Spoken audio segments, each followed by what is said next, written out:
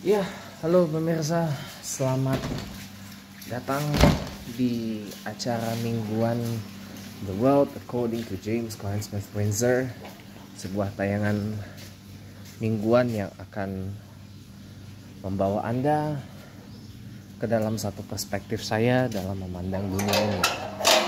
Minggu ini pasca pemilu Indonesia 2024 yang baru saja terlaksana pada hari Rabu tanggal 14 hari bulan Februari 2024. Tentunya masih teringat dalam benak kita semua betapa proses pemilihan umum Indonesia di 2024 ini banyak dimarkai atau ditandai dengan banyaknya dugaan-dugaan kecurangan dan dugaan-dugaan kampanye-kampanye yang cenderung destruktif. Banyak intimidasi, banyak persekusi, dan banyak yang dilaporkan mengalami kerugian baik secara moral maupun secara materi. Nah, kita akan deep dive mengenai pemilu 2024 dan pasca pemilu 2024. Tapi sebelum itu ada beberapa hal yang perlu kita deep dive juga, yaitu dulu ada wacana amandemen kelima Undang-Undang Dasar 1945 yang tenggelam kemudian karena wacana tersebut ternyata tidak terlaksana karena memang ada permintaan dari Presiden Joko Widodo untuk tidak melakukan amandemen Undang-Undang Dasar 45. Kita deep dive dua ini dalam The World According to James Cline Smith Windsor minggu ini. Ya, pemilu 2024 ini adalah pemilihan umum serentak yang kedua digelar di Indonesia. Setelah sebelumnya pemilihan presiden dan pemilihan legislatif itu dilaksanakan secara terpisah. Semenjak pertama kali pemilihan umum itu dilakukan secara langsung, terutama pemilihan presiden ya, yang menarik perhatian publik, itu pertama kali dilakukan secara langsung di tahun 2004. Kala itu pemilihan presiden dan pemilihan legislatif di Indonesia di tahun 2004 itu berjalan terpisah. Begitu juga di tahun 2009 dan 2014. Berarti sudah 5 kali pelaksanaan pemilihan umum, terutama pemilihan presiden di Indonesia ini dilakukan secara langsung. Setelah sebelumnya, sepanjang pemerintahan Presiden Soeharto di Orde Baru, pemilihan presiden itu dilakukan secara tidak langsung atau indirect election dan hanya bersifat penetapan setiap 5 tahun. Dan pada saat itu, kedudukan presiden juga merangkap sebagai mandataris MPR, Majelis Permusyawaratan Rakyat. Karena pada saat itu, MPR kedudukannya adalah sebagai lembaga tertinggi negara. Nah, di pelaksanaan pemilihan presiden Indonesia yang ke-6 kalinya dilakukan secara langsung sejak tahun 2004. Kalau kita hitung 2004, 2009, 2014, 2004, 2009, 2014, 2019, 2024. Maaf yang betul 5 kali. Kelima kalinya rakyat Indonesia memilih presidennya secara langsung. Baru kali ini kita semua satu Indonesia menyaksikan betapa kotornya proses pemilihan presiden Republik Indonesia 2024. Semua berawal dari penghujung tahun 2023, di mana ada satu peristiwa, ya, sebagaimana yang sudah saya sampaikan beberapa kali ya, ada upaya untuk Presiden Jokowi ini melakukan intervensi politik usai beliau, ini saya bagikan beberapa plot twist singkatnya ya, usai beliau gagal mencaplok PDI Perjuangan karena dulu di PDI Perjuangan itu ada faksi-faksi yang menginginkan adanya regenerasi ketua umum PDI Perjuangan dari Ibu Presiden Megawati Soekarno Putri ke Bapak Presiden Joko Widodo. Tapi hal tersebut dicegah oleh Sekretaris Jenderal PDI Perjuangan pada saat itu, almarhum Pak Cahyokumolo, yang saat itu juga menjabat sebagai Menteri Dalam Negeri, ya, dan setelah beliau resmi jabat Mendagri, posisi Sekjen itu berpindah ke Pak Hasto Kristianto. Sampai sekarang baik almarhum Pak Cahyo maupun Pak Hasto terang-terangan menyebut posisi Ketua Umum PDI Perjuangan itu adalah milik Trah Soekarno. Nah, otomatis percobaan pertama Presiden Jokowi mencaplok PDIP gagal. Percobaan kedua, ketika PDI Perjuangan meresmikan pencalonan Bapak Ganjar Pranowo, saat itu Gubernur Jawa Tengah, sebagai calon presiden yang diusung PDI Perjuangan di Pilpres 2024 pada tanggal 21 April 2023 yang lalu, dan itu dihadiri langsung oleh Presiden Jokowi. Bahkan Presiden Jokowi dan calon presiden Ganjar Pranowo ini masih berangkat satu pesawat dari Bogor pulang ke Solo. Bahkan sholat Idul Fitri bersama di Masjid Syekh Zayed Solo. Dan siangnya bertemu dengan calon presiden yang saat ini masih aktif, ya, Menteri Pertahanan Bapak Prabowo Subianto, di rumahnya Presiden Jokowi di daerah Sumber, Kota Solo, Jawa Tengah. Nah, disitulah mulai ada percobaan untuk bagaimana menyatukan Pak Ganjar dan Pak Prabowo ini. Tapi dua-duanya sama-sama menolak untuk disatukan. Pak Prabowo yang lebih dulu mengatakan beliau tidak bersedia menjadi calon wakil presidennya Pak Ganjar karena beliau merasa paling senior, beliau merasa diri ketua partai Gerindra lebih tepatnya. Jadi harusnya beliaulah yang lebih layak dicapreskan ketimbang Pak Ganjar. Sementara dari pihak Ganjar itu pihak PDIP yang bicara. Pihak PDIP mengatakan sebagai partai pemenang pemilu nggak mau juga turun kasta sebagai calon wakil presiden.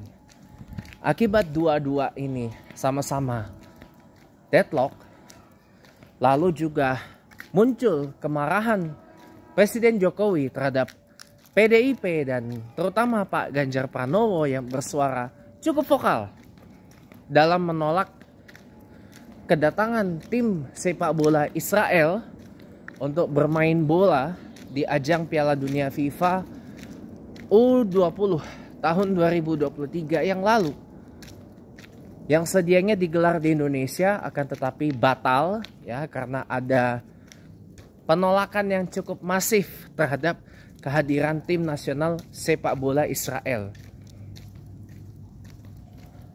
Dan sikap itu juga kemudian diekokan oleh DPP PDI Perjuangan lewat Ibu Presiden Megawati Soekarno Putri yang disampaikan melalui sekjennya Pak Hasto Kristianto.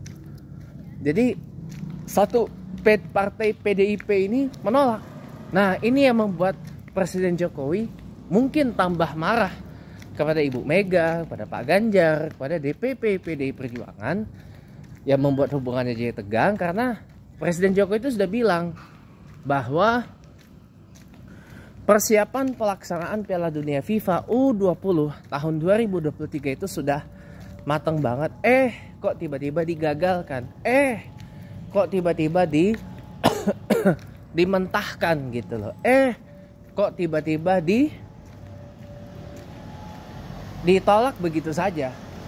Dan sayangnya berasal dari partai yang selama ini menaungi Presiden Jokowi, yaitu PDI Perjuangan, yang dikenal sangat memegang teguh ajaran dari Presiden dan Proklamator Soekarno.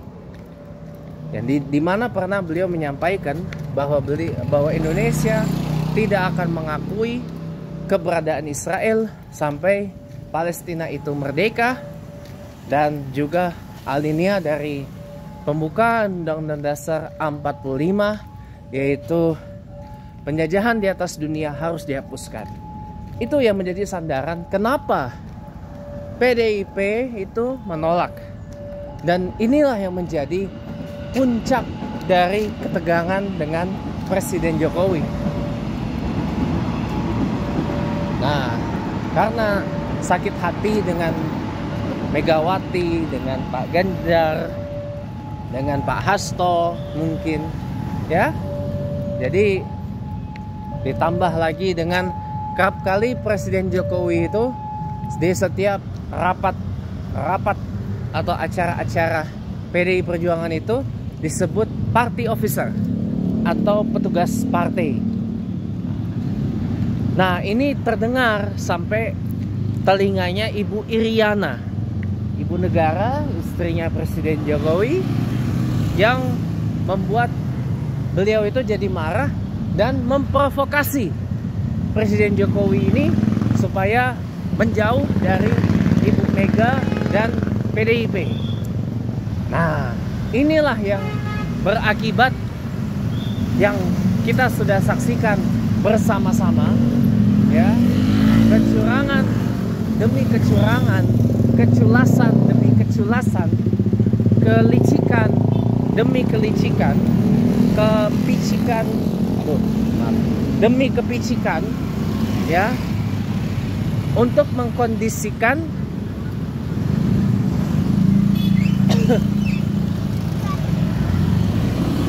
kemenangan besar, kemenangan absolut dari putra kesayangannya, yaitu Gibran Rakabuming Raka, yang diutus sebagai calon wakil presiden mendampingi orang kesayangan dan kepercayaan beliau, yaitu Bapak Prabowo Subianto. Ya, ada pelaran Luhut Panjaitan di belakang itu. Tapi itu nanti ya kita bahas. Memang selama pemerintahan Presiden Jokowi ini, memang peran yang lebih banyak kita simak itu adalah peran Luhut Panjaitan dalam menyetir dan mendikte setiap policies atau kebijakan yang dibuat oleh Presiden Jokowi. Ini fakta, bukan ilusi. Bisa dilihat bagaimana dalam beberapa kasus, dalam beberapa kebijakan, ya, dalam beberapa situasi Presiden Jokowi selalu menunjuk Luhut Panjaitan sebagai officer in charge untuk ini dan itu. Jadi jelas memang bukan Ibu Megawati yang mencawe-cawe Presiden Jokowi, tapi Luhut yang jelas dan eksplisit melakukan perbuatan cawe-cawe terhadap Presiden Jokowi. Nah, inilah yang membuat bagaimana hubungan Jokowi dengan PDIP itu menjadi tegang, menjadi panas gitu loh. Bahkan disebut Jokowi itu sudah menyeberang ke Partai Kuning, Partai Golkar katanya. Ada satu teori konspirasi yang disebutkan Jokowi itu sudah merapat ke Partai Kuning atau Partai Golkar gitu. Karena didorong oleh Luhut dan juga karena faktor ya yang BEP-nya Presiden Jokowi, yaitu Pak Prabowo Subianto, yang mulai dipercaya oleh Jokowi. Karena ya inilah akibatnya. Seperti mana yang kita lihat, yang kita sudah tahu. Segala cara diupayakan agar Presiden Jokowi itu bisa tetap in power, sekalipun beliau secara yuridis tidak lagi in power.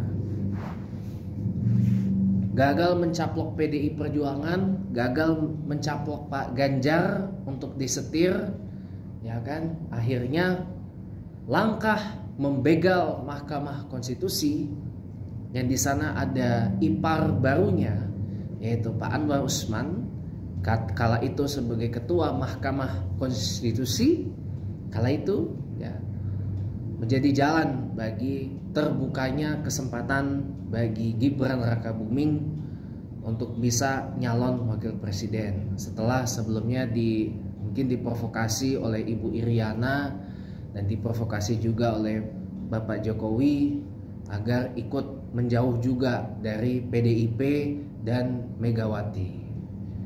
Ya, makanya banyak puser-puser pro Jokowi ini yang menganggap PDIP itu arogan, sombong, culas, dan lain-lain sebagainya.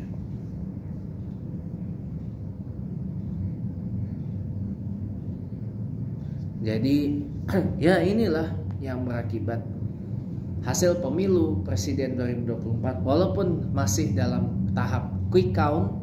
Ya inilah pokoknya tuh yang kita lihat sekarang ini adalah upaya bagaimana Presiden Jokowi dan keluarga itu, ya Presiden Jokowi, Ibu Riana dan keluarga itu, ditambah lagi mengamankan satu di PSI, Mas Kaisang Pangarep diutus jadi ketua umum PSI, Partai Solidaritas Indonesia.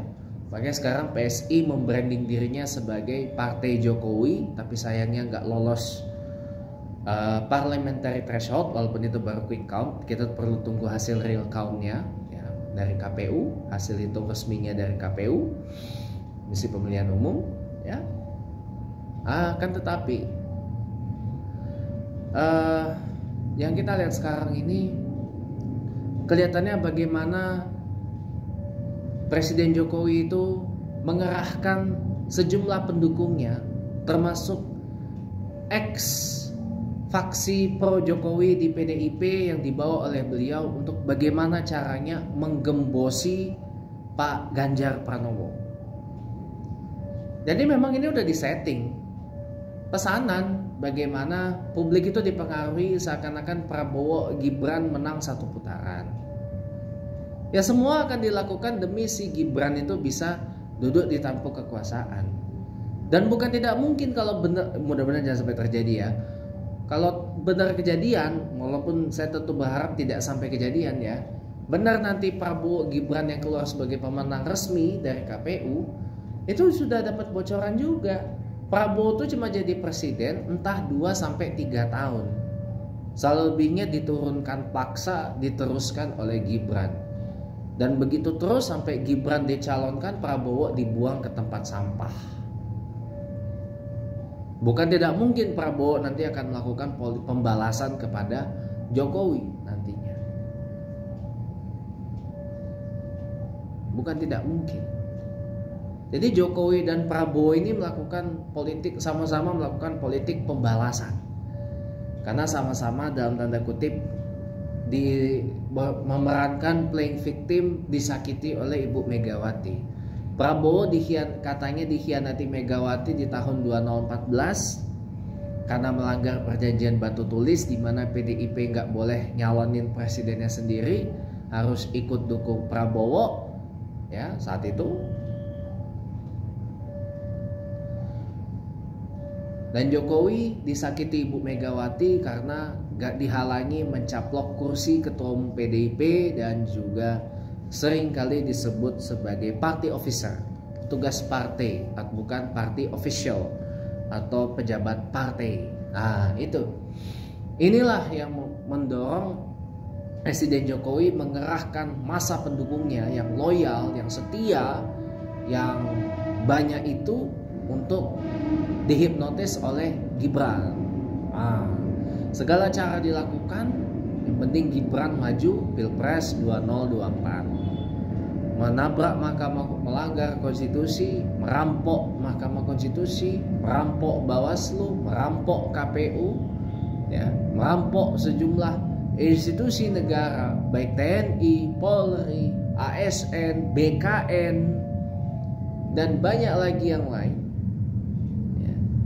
Semua dikerahkan. Yang penting Prabowo Gibran menang, dan menteri dan di BUMN pun juga dikerahkan supaya Prabowo Gibran itu menang, dan pengusaha-pengusaha yang berada di bawah cengkeraman Presiden Jokowi ini juga dipaksa keluar duit untuk menangkan Prabowo Gibran. Nah, ini berbahaya sekali, teman-teman. Ini lebih parah dari Orde, jujur ya, lebih parah dari Orde Baru. Nah, makanya dalam Apology of the Week nanti ada sesuatu yang harus saya sampaikan ya, supaya kejadian ini tidak terjadi. Tapi at the end memang pemilu 2024 ini adalah pemilu yang paling kotor dalam sepanjang sejarah penggelaran pemilu di Indonesia pasca reformasi Mei 98, dan praktek intimidasi, persekusi dan kecurangannya jauh lebih dahsyat dari Orde Baru karena terbuka lebar. Dan mudah-mudahan kecurangan demi kecurangan di proses pelaksanaan pemilu 2024 makin terbuka lebar untuk terbuka, dan mudah-mudahan ada keberanian dari tim pemenangan nasional Ganjar Pranowo Mahfud MD dan tim nasional Anies Baswedan Muhaimin Iskandar untuk memperkarakan kecurangan dan keculasan, kelicikan dan kepicikan dari penyelenggara pemilu 2024 yang disetir oleh Jokowi untuk menangkan Prabowo Gibran dengan cara-cara yang tidak benar ke ranah hukum, digugat ke Mahkamah Konstitusi, digugat ke Pengadilan Tata Usaha Negara, atau di kemanapun itu, dilapor ke Badan Pengawas Pemilu ya. Dan mudah-mudahan yang bisa saya harapkan saat ini adalah tervalidasinya kecurangan yang dilakukan Prabowo Gibran karena disetir oleh Jokowi dan kawan-kawannya. Maka Prabowo Gibran didiskualifikasi dan kemenangan hasil hitung cepatnya dianulir, kepesertaannya dianulir di pemilu 2024, sehingga pemilihan umum 2024 yang nanti akan keluar hasil rekapitulasinya tanggal 20 Maret 2024 itu harus berakhir dengan diulang dan berlanjut ke putaran kedua dengan hanya mempertemukan Anies Baswedan Muhaimin Iskandar dan Ganjar Pranowo Mahfud MD. Sekarang Apology for the Week. Ya, dalam Apology of the Week ini kita, atau saya pribadi, sebenarnya mohon maaf adalah pendukung dari amandemen kelima Undang-Undang Dasar 1945. Amandemen Undang-Undang Dasar 1945 ini tidak diamandemen secara penuh, tetapi hanya beberapa pasal-pasal yang vital saja, seperti pasal yang mengatur masa jabatan presiden, guna mencegah terulangnya kembali kejadian pra, saat, dan pasca pemilu 2024 di Indonesia ini. Saya pikir usulan dari Profesor Salim Said mengenai pembatasan masa jabatan presiden 1 periode saja itu menarik untuk kita bawa lagi. Karena terus terang saya mohon maaf, sebenarnya mendukung Presiden Indonesia dibatasi masa jabatannya hanya 1 periode. Tidak perlu ditambah waktunya menjadi 6 atau 7 tahun, karena berpotensi akan lebih parah daripada yang ini. Ini saja 2 periode dikali 5 tahun saja udah parah banget, apalagi 1 periode ditambah 6 tahun atau 7 tahun masa jabatannya. Terlalu lama, bisa berpotensi akan keulang lagi. Tapi kalau dikurangi menjadi 4 tahun, 1 tahun 1 periode dikalikan 4 tahun masa jabatannya, nanti dikhawatirkan akan timbul resiko-resiko instabilitas politik dan juga resiko-resiko kejadian-kejadian yang tidak diinginkan sebenarnya untuk terjadi. Jadi sebenarnya 1 periode tetap 5 tahun masa jabatan saja itu sebenarnya sudah cukup.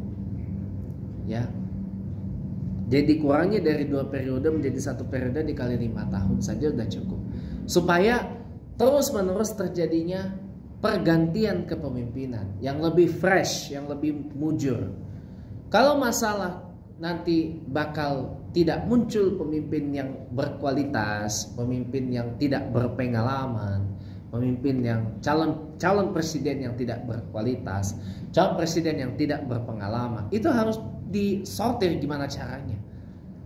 Distruktur bagaimana caranya? Termasuk di partai bisa melakukan kaderisasi kah, atau persyaratan pencalonan presiden itu diperkuat, seperti minimal berpengalaman menjadi kepala daerah sekelas gubernur, pengalaman duduk di legislatif, pengalaman duduk di yudikatif kah, atau tidak memiliki catatan buruk kasus-kasus hukum di masa lalu. Itu udah paling penting. Ini ya persyaratan pencalonan presiden ini yang harus diperkuat. Ini yang harus diubah juga. Jadi ini untuk menjaga kemaslahatan kursi presiden Republik Indonesia. Jadi kalau tidak dibatasi satu periode, tidak dibatasi menjadi satu periode, ini akan bahaya. Tidak perlu ditambah waktunya karena akan menimbulkan kemudaratan yang lebih. Nah, ini juga muncul supaya, ini saya naikkan ini supaya tidak terjadi lagi apa yang telah kita saksikan bersama saat ini. Baik itu pra, saat, dan pasca pemilu 2024. Bagaimana manuver Presiden Jokowi sudah ketahuan banget, ya, trik-trik kotornya juga sudah tercium. Dan pokoknya benar-benar ini masa jabatan presiden dibatasi, tetapi dibarengi dengan penguatan stabilitas politik, edukasi politik yang lebih mumpuni kepada masyarakat, dan juga yang paling penting lagi adalah masyarakat dibina, dididik untuk menjadi masyarakat politik yang sehat, yang rasional, yang logis, yang tidak memandang dari figur sehingga berujung kepada pengkultusan individu atau cult of personality bahasa Inggrisnya. Akan tetapi melihat dari bagaimana rekam jejaknya, melihat dari bagaimana track recordnya, melihat dari bagaimana prestasinya, lihat dari kualitasnya. Jadi merit sistemnya ini jalan. Tapi dibatasi hanya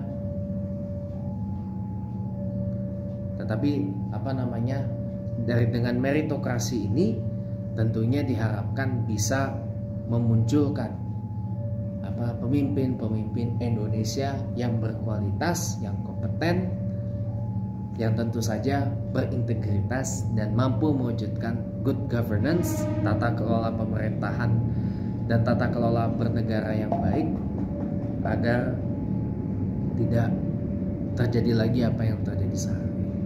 Jadi perlu banget amandemen kelima Undang-Undang Dasar 45, tetapi di amandemennya terbatas gitu ya. Hanya beberapa pasal-pasal krusial saja yang perlu diubah. Beberapa pasal-pasal krusial juga saya pikir perlu diperkuat ya, seperti pasal 33 Undang-Undang Dasar 45, pasal 28, kemudian beberapa pasal-pasal yang vital dan krusial lain saya pikir perlu banget untuk diperkuat di Undang-Undang amandemen kelima Undang-Undang Dasar 45 agar negara ini tidak lagi menjadi negara yang menjadi bahan tertawaan dunia saat ini. Well, mungkin ini saja dulu yang bisa dihadirkan dalam tayangan mingguan The World According to James Cohen Smith Windsor untuk minggu ini. Bergabung lagi dengan The World According to James Cohen Smith Windsor hari Jumat minggu depan. Terima kasih dan sampai berjumpa Jumat pekan depan.